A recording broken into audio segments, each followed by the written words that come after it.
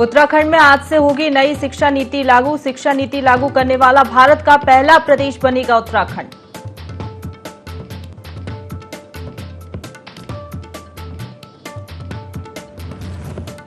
भाजपा के सभी विधायकों को 16 से 18 जुलाई तक देहरादून में रहने के दिए गए निर्देश। 18 जुलाई को होना है पूरे देश के साथ उत्तराखंड विधानसभा में राष्ट्रपति के लिए चुनाव।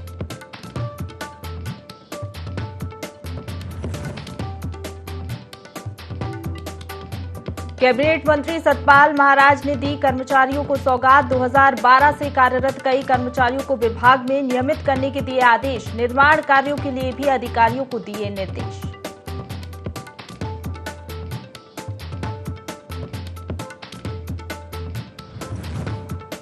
विधानसभा अध्यक्ष ने की मुख्यमंत्री धामी से मुलाकात। कोटद्वार विधानसभा में कई कार्यों को लेकर की गई मुलाकात। 19 अगस्त से होनी है कोटद्वार में अग्निवीर भर्ती।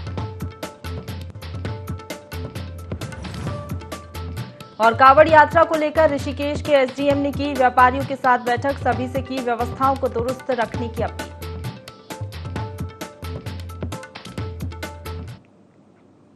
नमस्कार, देवभूमि लाइव में आप सभी का स्वागत है। आपके साथ मैं हूं प्रशंसा। बुलेटिन की शुरुआत करेंगे देहरादून की खबर के साथ, जहां उत्तराखंड में आज से नई शिक्षा नीति लागू हो जाएगी। सीएम पुष्कर सिंह धामी शिक्षा निदेशालय में बाल वाटिका का शुभारंभ करेंगे।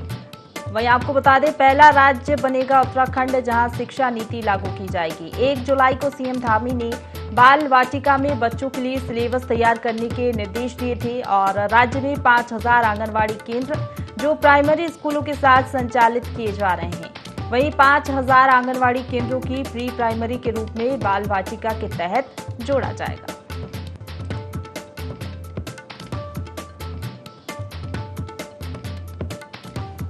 तो बड़ी खबर देहरादून से बता रहे हैं, उत्तराखंड में आज से नई शिक्षा नीति लागू हो जाएगी। सीएम पुष्कर सिंह धामी शिक्षा निदेशालय में बाल वाटिका का शुभारंभ करेंगे। पहला राज्य बनेगा उत्तराखंड जहां शिक्षा नीति लागू की जाएगी। वहीं आपको बता दें, 1 जुलाई को सीएम धामी ने बाल वाटिका में बच्चों के लिए सिलेबस तैयार करने के निर्देश दे दिए थे।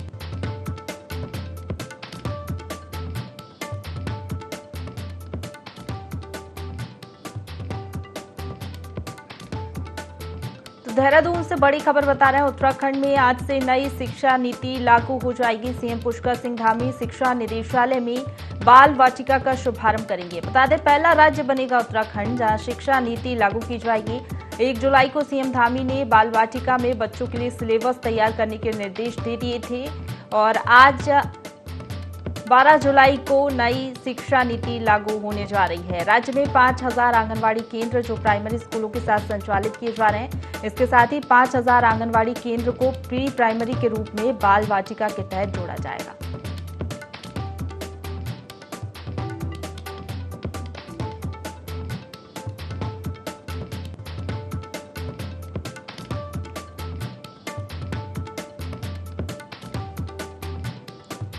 देखिए, एक बड़ी उपलब्धि है उत्तराखंड के लिए, क्योंकि सबसे पहला राज्य उत्तराखंड बनने जा रहा है जहां नई शिक्षा नीति लागू की जा रही है।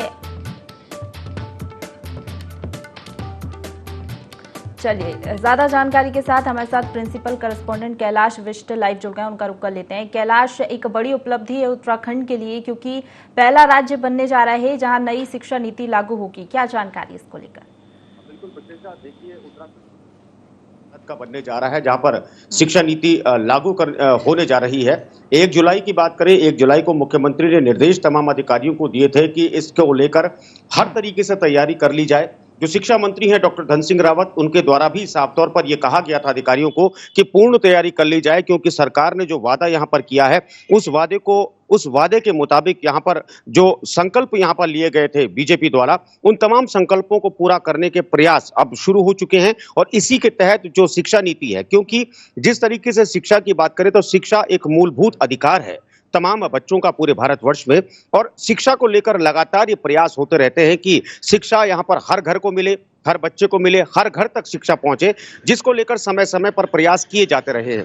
इससे पहले की अगर बात करें तो उत्तराखंड, क्योंकि ये पहाड़ी राज्य है और पहाड़ों में जो शिक्षा का स्तर है बहुत यहाँ पर निम्न हो चला था, क्योंकि सरकारी जो विद्यालय उनकी हालत इतनी दयनीय हो चली है कि कहीं शिक्षक पहुंचते नहीं है, कहीं पर जो शिक्षा का स्तर है लगातार गिर रहा है, कहीं पर जो जो बच्चे हैं वो यहाँ पर नहीं पहुंच पाते, कई छात्रों की संख्या लगातार घट रही है। तो कुल मिलाकर इन तमाम चीजों का मंथन करते हुए मुख्यमंत्री ने ये निर्देश यहाँ पर किया था अधिकारियों को, और साथ ही जो शिक्षा मंत्री है उन्होंने भी किया था कि यहाँ पर शिक्षा का स्तर को बेहतर बनाने के लिए यहाँ पर जो शिक्षा नीति यहाँ पर जो केंद्र द्वारा जो लागू की गई है उसको सबसे पहले यहाँ पर अपनाया जाए, प्रदेश में यहाँ पर लागू किया जाए। और प्राइमरी से इसको अगर कोशिश यहाँ पर की जाएगी तो जाहिर तौर पर आने वाले कुछ समय में सेकेंडरी और हायर सेकेंडरी तक इस शिक्षा नीति को यहाँ पर पहुंचाने का सरकार यहाँ पर प्रयास करेगी। और प्रशंसा अगर ये यहाँ पर लागू हो जाती है तो इसमें कोई दो राय नहीं कि जो शिक्षा का जो स्तर है वो शिक्षा का स्तर जरूर यहाँ पर बढ़ेगा, क्योंकि सरकार विद्यालय न सिर्फ उत्तराखंड में बल्कि पूरे देश की हम बात करें, पूरे देश में आजकल स्कूलों का प्राइवेटाइजेशन हो चुका है। यहां पर लोगों की जो मानसिकता वो यही है कि उनके बच्चे प्राइवेट स्कूलों में पढ़े क्योंकि वहां पर तालीम अच्छी होती है। तो यही चीज, इसी मिथक को तोड़ने का सरकार प्रयास कर रही है कि जो अच्छी शिक्षा है वो सरकारी स्कूलों में भी मिल सकती है, और यही कोशिश है कि जिसके तहत शिक्षा नीति को उत्तराखंड में सबसे पहले लागू किया जा रहा है। बिल्कुल कैलाश, जिस तरीके से आपने जिक्र किया, जाहिर सी बात है कि नई शिक्षा नीति लागू होगी तो कई बदलाव हमें देखने को मिलेंगे। अभी अगर बात की जाए तो किस तरीके के लूप होल्स हैं शिक्षा के क्षेत्र में, और जब नई शिक्षा नीति लागू हो जाएगी, सिलेबस नई तरीके से होगा तो बच्चों को इसका कितना लाभ मिल सकेगा? देखिए, जब शिक्षा नीति लागू होगी तो जाहिर तौर पर यहाँ पर एक सिलेबस यहाँ पर होगा, समान व्यवस्था यहाँ पर होगी शिक्षा को लेकर। और अभी मौजूदा समय की मैं बात करूँ तो अभी शिक्षा व्यवस्था को लेकर बहुत बुरे हाल इस वक्त प्रदेश में है, क्योंकि पहाड़ी राज्यों की हम बात करें, अक्सर जो यहाँ पर सरकारी जो कर्मचारी होते हैं, सरकारी जो शिक्षक हैं, उनको लेकर लगातार ये शिकायतें यहाँ पर अभिभावकों की रही हैं, यहाँ पर खुद जो शिक्षा विभाग है उसकी यहाँ पर रही हैं कि कई शिक्षक ऐसे हैं जो समय पर स्कूल नहीं जाते, कई शिक्षक ऐसे हैं जो अपनी जगह किसी अन्य यहाँ पर बेरोजगार को यहाँ पर रोजगार देने के लिए कुछ रुपया देकर यहाँ पर उसको कहते हैं कि वो शिक्षा दे यहाँ पर बच्चों को। तो ऐसे कई केसेस जब शिक्षा विभाग के पास आए तो शिक्षा विभाग भी भौचक्का रह गया, उसके बाद जांच के आदेश भी दिए गए, तो ऐसे लोगों को दंडित भी किया जा रहा है, चिन्हित भी किया जा रहा है। लेकिन अगर यही आलम रहा तो मैं समझता हूं कि जो शिक्षा की जो व्यवस्था है, जो शिक्षा की जो हालात है और यहाँ पर बदतर होते हैं। इसी के तहत जो सरकार है, सरकार ये प्रयास लगातार कर रही है कि ऐसी व्यवस्था को बदलने के लिए बहुत जरूरी है कि एक शिक्षा नीति को लागू किया जाए, और एक शिक्षा नीति अगर लागू होती है तो जाहिर तौर पर सरकार की मॉनिटरिंग भी उस पर होगी, उन कर्मचारियों, उन अधिकारियों और उन शिक्षकों पर भी होगी जो शिक्षक हीबा हवाली करते हैं। तो अब जब से शिक्षा नीति अगर लागू यहां पर हो जाएगी तो मैं समझता हूं और जो कर्मचारी हैं, जो शिक्षक हैं, वो हीवा हवाली करने से बचेंगे, और हीवा हवाली अगर करते हैं प्रशंसा तो जाहिर तौर पर शासन द्वारा डंडा उन पर चला जाए। बिल्कुल बृहद स्तर पर बदलाव हमें देखने को मिल सकते हैं। कैलाश, एक और जानकारी आपसे लेना चाहेंगे, जो 5000 आंगनवाड़ी केंद्रों को प्री प्राइमरी के रूप में बाल वाटिका के तहत जोड़ने की तैयारी है, वो कब तक पूरी हो जाएगी? उसको लेकर किस तरीके से तैयारियां हैं? देखिए, 1 जुलाई को निर्देश यहाँ पर मुख्यमंत्री ने दिए थे, और जिस तरीके से प्री प्राइमरी की यहाँ पर बात की जाए तो अगर यहाँ पर जैसे जिस तरीके से प्राइवेट स्कूलों में प्ले ग्रुप्स होते हैं उसी तरीके से प्री प्राइमरी यहाँ पर है, जो आंगनबाड़ी के माध्यम से यहाँ पर बच्चों को यहाँ पर शिक्षा दी जाती है। तो कुल मिलाकर सरकार का यही प्रयास है, जो निचले स्तर से जो शिक्षा क्योंकि दी जाती है, क्योंकि सबसे जो निम्न स्तर की जो शिक्षा होती है वो आंगनबाड़ी में ही दी जाती है, और अंग्रेजी विद्यालयों में उसे प्ले ग्रुप कहा जाता है। तो अगर छोटे से ही बच्चे की नींव अगर मजबूत रखी जाएगी प्रशंसा, तो जाहिर तौर पर उसकी जो आने वाली जो शिक्षा होगी वो अच्छी होगी। इसी को लेकर सरकार का यह प्रयास है कि पहले बच्चों की नींव को मजबूत किया जाए, उसके बाद जिस जिस तरीके से बच्चे की ग्रोथ यहां पर होती है, शिक्षा का विकास भी उसी तरीके से यहां पर किया जाएगा। इसी को लेकर सरकार का यह प्रयास है कि जो निम्न यहां पर जो स्तर है, प्री प्राइमरी स्तर है, वहां पर मजबूती देने की कोशिश सरकार की। बिल्कुल, आप बने रहिए कैलाश हमारे साथ, आगे भी आपसे जानकारी लेंगे। तो चलिए देहरादून से एक और बड़ी खबर का रुख कर लेते हैं, जहां बीजेपी के सभी विधायकों को देहरादून में रहने के निर्देश दिए गए हैं। 16 से 18 जुलाई तक अपने सभी विधायकों को देहरादून में मौजूद रहने के निर्देश बीजेपी ने दिए हैं। सोमवार को बीजेपी की बैठक के दौरान ये निर्देश दिए गए हैं। राष्ट्रपति चुनावों के लिए 18 जुलाई को आपको बता दें मतदान होना है, इसी के चलते ये निर्देश जारी किए गए हैं। मतदान को देखते हुए ये निर्णय लिया गया है। मतदान के लिए बीजेपी के विधायकों को प्रशिक्षित भी किया जाएगा। किस तरीके से वोटिंग करना है, संसदीय कार्य मंत्री प्रेमचंद्र अग्रवाल दिल्ली में पहले प्रशिक्षण लेंगे, उसके बाद राज्य में विधायक और सांसद को मतदान की पूरी जानकारी देते हुए नजर आएंगे।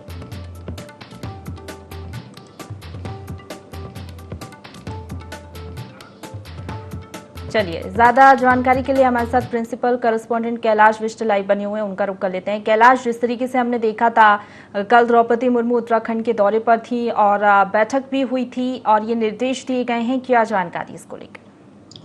बिल्कुल प्रशंसा, मैं आपको बता दूं कि 18 जुलाई को पूरे देश में राष्ट्रपति का चुनाव होना है तमाम विधानसभाओं में, और उत्तराखंड की विधानसभा में भी ये चुनाव होना है, जिसको लेकर 16 से 18 जुलाई तक तमाम जितने भी बीजेपी के जो विधायक हैं उन तमाम लोगों को निर्देशित यहाँ पर पार्टी द्वारा कर दिया गया है कि उत्तराखंड में ही वो रहें, खासतौर पर देहरादून में वो रहें, क्योंकि विधानसभा देहरादून में मौजूद है और यहीं पर यह चुनाव होना है।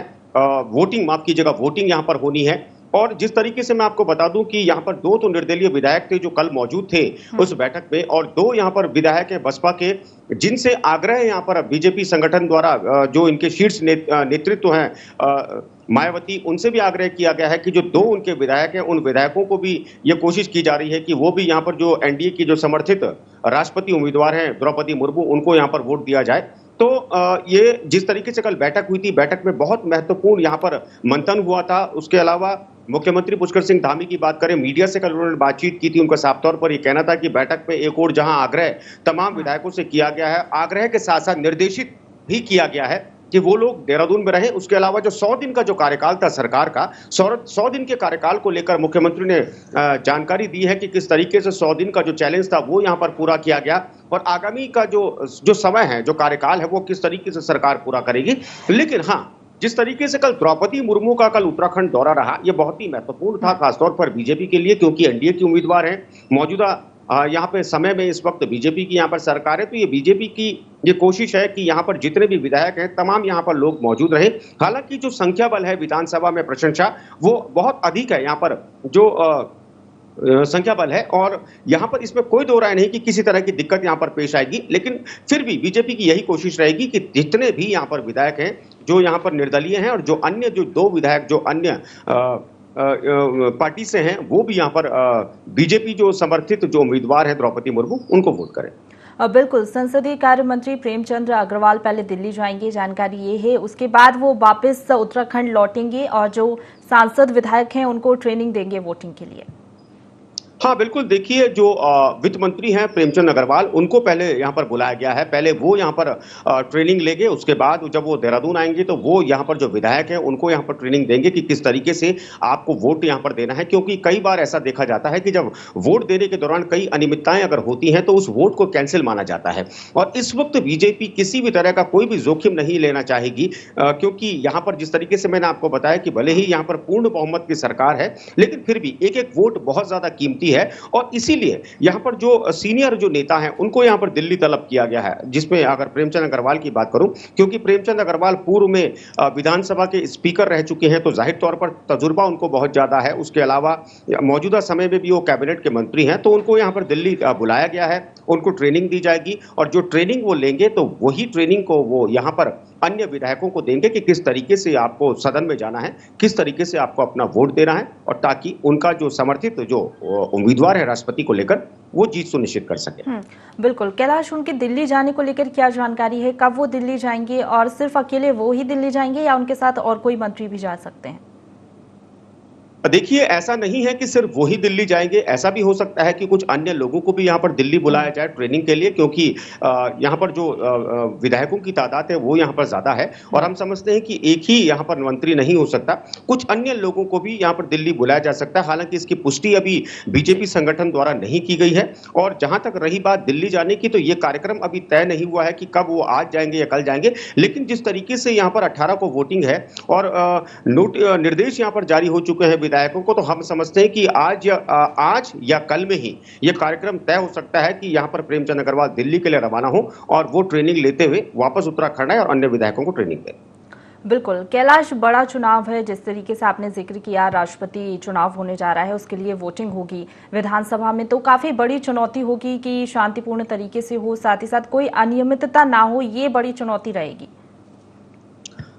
देखिए, वाकई में अनियमितता तो नहीं होगी, इसमें कोई दो राय नहीं, क्योंकि सरकार है, और जाहिर तौर पर क्योंकि राष्ट्रपति का चुनाव है, इसमें आम जनता वोट नहीं करती, इसमें वही लोग वोट करते हैं जो विधानसभा के जो विधानसभा के जो सदस्य होते हैं यानी जो विधायक होते हैं, और बीजेपी का मैंने जिस तरीके से आपको जिक्र किया कि बीजेपी की जो तादाद है वहाँ यहाँ पर अधिक है, सरकार बीजेपी की है, और उसके बावजूद भी जो यहाँ पर जो उनकी जो तादाद है वो ज्यादा है, तो किसी तरह की अनियमितताएं होने का सवाल पैदा नहीं होता, क्योंकि कांग्रेस के जिस तरीके से समर्थित यहाँ पर जो उम्मीदवार हैं यशवंत सिन्हा, उनको लेकर भी कोशिश यहाँ पर कांग्रेस कर रही होगी। लेकिन अभी तक जिस तरीके से 18 जुलाई को यहाँ पर चुनाव होना है, पूरे देश में राष्ट्रपति का और अलग अलग विधानसभाओं में ये वोटिंग होनी है, तो उसको लेकर कांग्रेस के द्वारा अभी तक कोई हलचल यहाँ पर नहीं देखी जा रही है। तो इसका मतलब साफ है कि अनियमितताओं का कोई सवाल पैदा ही नहीं होता।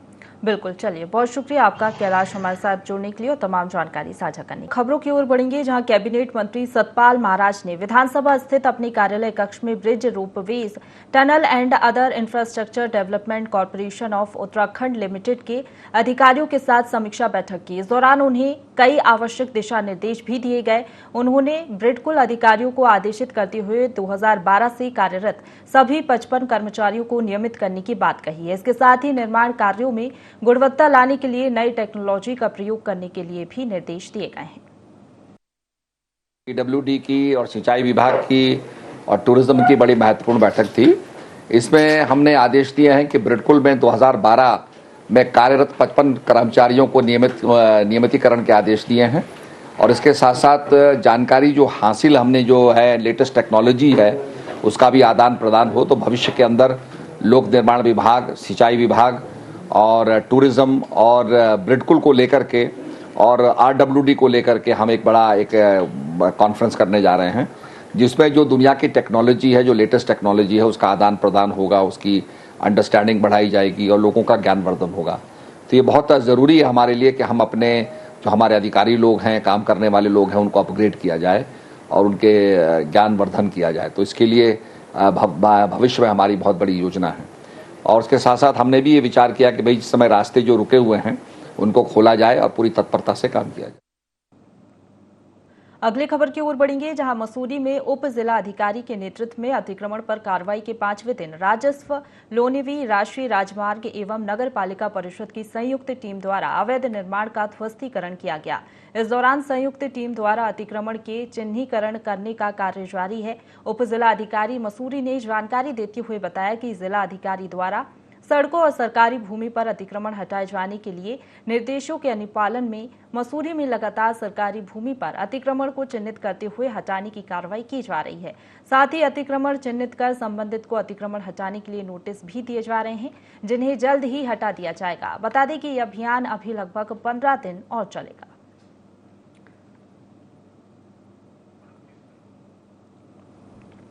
तो मसूरी में उप जिलाधिकारी के नेतृत्व में अतिक्रमण पर कार्रवाई के 5वें दिन राजस्व, लोनिवी, राष्ट्रीय राजमार्ग एवं नगर पालिका परिषद की संयुक्त टीम द्वारा अवैध निर्माण का ध्वस्तीकरण किया जा रहा है। लगातार ये कार्रवाई जारी है और जानकारी ये है कि 15 दिनों तक और इसी तरीके से कार्रवाई चलेगी और अतिक्रमण को चिन्हीकरण करने के बाद ये कार्रवाई की जाएगी। जिलाधिकारी मसूरी ने जानकारी देते हुए बताया कि जिलाधिकारी द्वारा सड़कों और सरकारी भूमि पर अतिक्रमण हटाए जाने में दिए गए निर्देशों के अनुपालन में मसूरी में लगातार सरकारी भूमि पर अतिक्रमण को चिन्हित करते हुए हटाने की कार्रवाई की जा रही है।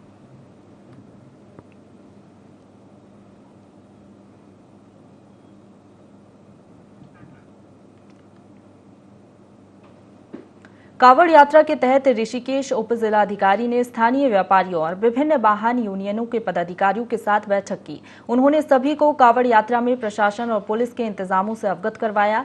एसडीएम ने बैठक में उपस्थित सभी विभागों के अधिकारियों और व्यापारियों से व्यवस्थाओं को व्यवस्थित बनाए रखने में सहयोग की अपील की है। कावड़ यात्रा को लेकर बैठक का आयोजित की गई। वाहन यूनियनों के पदाधिकारियों के साथ बैठक रही। प्रशासन और पुलिस के इंतजामों से अवगत इस दौरान कराया गया। आपको बता दें, व्यवस्थाओं को व्यवस्थित बनाए रखने की अपील एसडीएम ने की है और जरूरी दिशा निर्देश भी इस दौरान एसडीएम ने दिए। कावड़ मेला जो है 14 जुलाई से 26 जुलाई को आयोजित हो रहा है और ऋषिकेश तहसील का बहुत बड़ा भाग इसमें शामिल होता है। जो रूट चार्ट बनाया हुआ है उसके अनुसार रानी पोखरी से साइड से भी हम लोग निकालेंगे और जो यमुनोत्री वाली यात्रा है, जो जाना चाहते हैं उनको हम रानी पोखरी से जो बड़कोट वाला नया मार्ग बना है वहाँ से हम निकालेंगे। तो पूरा क्षेत्र हमारा कवर होगा, इसीलिए हमने सभी इस पूरे क्षेत्र के लोगों को यहाँ बुलाया। इसमें होटल एसोसिएशन, धर्मशाला, टैक्सी यूनियन, बस यूनियन और अन्य लोग भी जो है व्यापार एसोसिएशन सब लोग सम्मिलित थे। उनको हमने जानकारी दी कि प्रशासन ने अभी तक कांवड़ मेले के लिए क्या व्यवस्थाएं की हैं, क्या तैयारियां की हैं, उनको जानकारी दी गई। विशेष रूप से जो रूट प्लान है उनको बताया गया क्योंकि रूट प्लान की जानकारी स्थानीय लोगों को विशेष रूप से होनी चाहिए। वैसे वो हमने अखबारों में भी छपवाया है और अन्य माध्यमों से हमको प्रचार प्रसारित कर रहे हैं, लेकिन इसमें मीटिंग में चर्चा की गई। राष्ट्रीय मुस्लिम मंच के संयोजक और आरएसएस नेता इंद्रेश कुमार रुड़की के जीवन दीप आश्रम में वो पहुंचे। इस दौरान उन्होंने कहा कि कुछ लोग देश का माहौल खराब करने का काम कर रहे हैं, धर्म और समुदाय के नाम पर देश को बांटना चाहते हैं। इसके साथ ही उन्होंने कहा कि शुक्रवार को मुस्लिम समुदाय का इबादत का दिन है, लेकिन कुछ लोगों ने इसे पत्थरबार बना दिया है। ऐसे लोगों को चिन्हित कर कड़ी सजा देनी चाहिए जिससे माहौल खराब ना हो सके। वहीं इंद्रेश कुमार ने कहा कि 15 अगस्त को अमृत महोत्सव के तहत हर घर, हर दुकान, खेत खलिहान में तिरंगा फहराया जाना चाहिए ताकि धर्म, जाति और समुदाय से उठकर एकता और अखंडता की मिसाल कायम हो सके। ये अभियान 15 दिन तक चलाया जाएगा। साथ ही देश साफ स्वच्छ रखने की भी हमारी जिम्मेदारी है, इसलिए ग्रीन भारत को लेकर काम करें। रुड़की राष्ट्रीय मुस्लिम मंच के संयोजक और आरएसएस नेता, आपको बता दें, रुड़की पहुंचे। जीवन दीप आश्रम पहुंचकर उन्होंने चर्चा की। उन्होंने कहा कि कुछ लोग देश का माहौल खराब कर रहे हैं, धर्म और समुदाय के नाम पर देश को बांटना चाहते हैं। वहीं उन्होंने कहा कि 15 अगस्त को अमृत महोत्सव के रूप में मनाया जाएगा। हर घर, हर दुकान, खेत खलिहान में तिरंगा फहराया जाना चाहिए ताकि एकता का संदेश जा सके। हमने एक अपील की है सैकड़ों संस्थाओं की तरफ से, संतों, आश्रमों की तरफ से, और वो कर रहे हैं। घर घर तिरंगा, दुकान दुकान तिरंगा, खेत खलिहान, बाजार तिरंगा, मंडी तिरंगा, सारे भारत को तिरंगामय करें ताकि एक भारत, श्रेष्ठ भारत, मजबूत भारत, भाईचारे वाला भारत, भारत के और दुनिया के सामने प्रकट हो। उत्तराखंड विधानसभा अध्यक्ष रितु खंडूरी भूषण ने कोटद्वार विधानसभा क्षेत्र से संबंधित विभिन्न विषयों को लेकर मुख्यमंत्री पुष्कर सिंह धामी से मुलाकात की। इस दौरान विधानसभा अध्यक्ष ने विशेष तौर पर अग्निपथ योजना के अंतर्गत 19 अगस्त से उत्तराखंड में होने वाली अग्निवीर भर्ती प्रक्रिया का शुभारंभ कोटद्वार से किए जाने की बात कही। इसके साथ ही विधानसभा अध्यक्ष ने कोटद्वार विधानसभा क्षेत्र से संबंधित विभिन्न विषयों को लेकर भी मुख्यमंत्री धामी से चर्चा की। वहीं मुख्यमंत्री धामी ने सभी विषयों पर उचित कार्रवाई को लेकर विधानसभा अध्यक्ष को आश्वासित किया।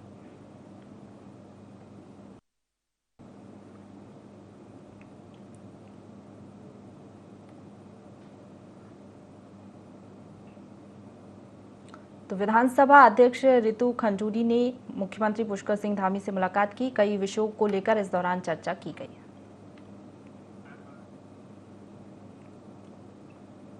कालागढ़ में मानसून शुरू होते ही जंगलों में शिकारियों की घुसपैठ का खतरा बढ़ जाता है, जिसके चलते मानसून गश्त बढ़ा दी गई है, जिससे कोई भी शिकारी जंगल में ना घुस सके और वन्य जीवों को किसी प्रकार की हानि ना हो सके। जिसके चलते वन विभाग, कार्बेट टाइगर रिजर्व और उत्तर प्रदेश वन विभाग के अधिकारियों ने कालागढ़ से लेकर अमानगढ़ जंगल तक फ्लैग मार्च निकाला। साथ ही ग्रामीणों को जंगल में नहीं जाने की अपील की। Corbett park deputy director Neeraj Sharma ने बताया कि मानसून सत्र में वन्य जीवों की सुरक्षा और भी ज्यादा बढ़ जाती है।